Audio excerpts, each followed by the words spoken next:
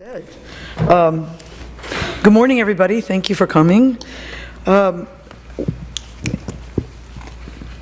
always liked thinking of revision as another vision, a new vision, and how many can you have? You just keep having them. But first of all, you have to get something on the page. You have to have something to work with. And I agree with you. I like the revision part of the process much more than the initial writing often. A line that has felt helpful to me over the years with writing and living is, each thing gives us something else. And even if you end up spending your whole morning or evening writing something you don't end up liking at all or using at all, I do think it has carried you somewhere, given you a new sense of how you don't want to say it. And I think it's important. I think of revision as the most refreshing part of writing. And I loved what Jen said this morning, poetry as a slow art, and sometimes revision as the slowest part of it. Mm-hmm. But having something tangible to work with to begin with is very helpful. A writer in Texas named Roberto Bonazzi, who grew up first in New York City and moved to Texas as a child, has an ABC of composition, and this is it: attention, being, cutting. Now, after the ABC can come adding as well. I loved your phrase, tweezering words in and out, tweezering tiny things. But I'll just talk about his ABC because it's helpful to think of sometimes. For me, the attention part is, and for many writers, I think is the positive aspect of writing is to create a regular practice for yourself, whatever it may be, wherever it may happen. But regular is the potent word there.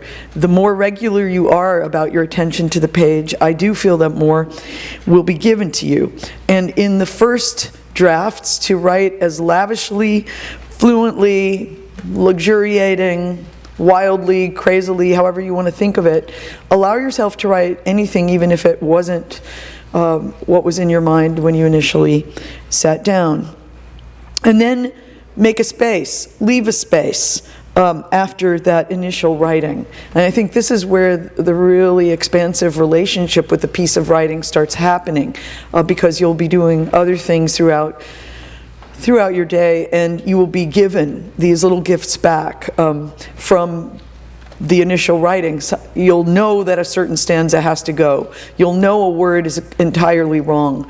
You'll start taking notes on your receipts and anything that's in your pocket at that moment, because you'll know you have to go back to what you were starting. So that's like the being part. Attention, the regular writing, attending to your writing. And even if it's as tiny an increment as 7 to 10 minutes, I think can be very useful for a regular practice. Of course, most of us in this room would probably like to have longer than that, but it can be encouraging just to know that a small span of attention could help. And then being with the piece is after you've written rough drafts, being with it in your mind, in your recent memory, and then the cutting is as you go back and start reshifting or shaping. Of course, Roberto often adds to his own work, but he is kind of minimalist in his ultimate intent and is usually cutting out. I find myself doing both. Of course, we all do. But to have something there to begin with, even if you end up preserving only one phrase of the initial writing, can be very helpful. Many people in this room have probably saw Galway Kinnell over the years revising a piece he was getting ready to read backstage in the green room before he went out there. Hearing him questioned about this, I remember him saying, well, this is how the piece feels to me this evening. I don't care that you've memorized it another way. I don't care that you love it another way. I don't love it that way tonight. And I remember once seeing him at a book table. Someone was really taking him to task for not reading the blackberry picking poem the way they loved it. And he said, well, I'm glad you loved it that way, but I just didn't want to say that line tonight. I just didn't like it for tonight. I think continuing to revise after publication is a very positive endeavor. And I frequently participate in that act myself, and students ask me if it makes me feel ashamed, and it does not. I think it makes sense that a piece would stay alive in us, and that you wouldn't always read it the way it appeared on the page, and that you could in fact copy it over and continue to work with it, and maybe even find other poems in it that were whispering to you when you first began that process. It will continue to be a relationship then. So cutting, adding, and reinventing, expanding, changing, it all becomes part of that section, Hearing with Fresh Eyes. I went to Richard Blanco's talk yesterday, and it was funny to hear him say that he continued revising the poem he read for President Obama's inauguration right there while he was sitting, before going on the podium. And he said his mother next to him kind of nudged him, like, stop, and gave him a piece of candy to make him stop. And I loved what you said about giving yourself the treat or collecting the totems.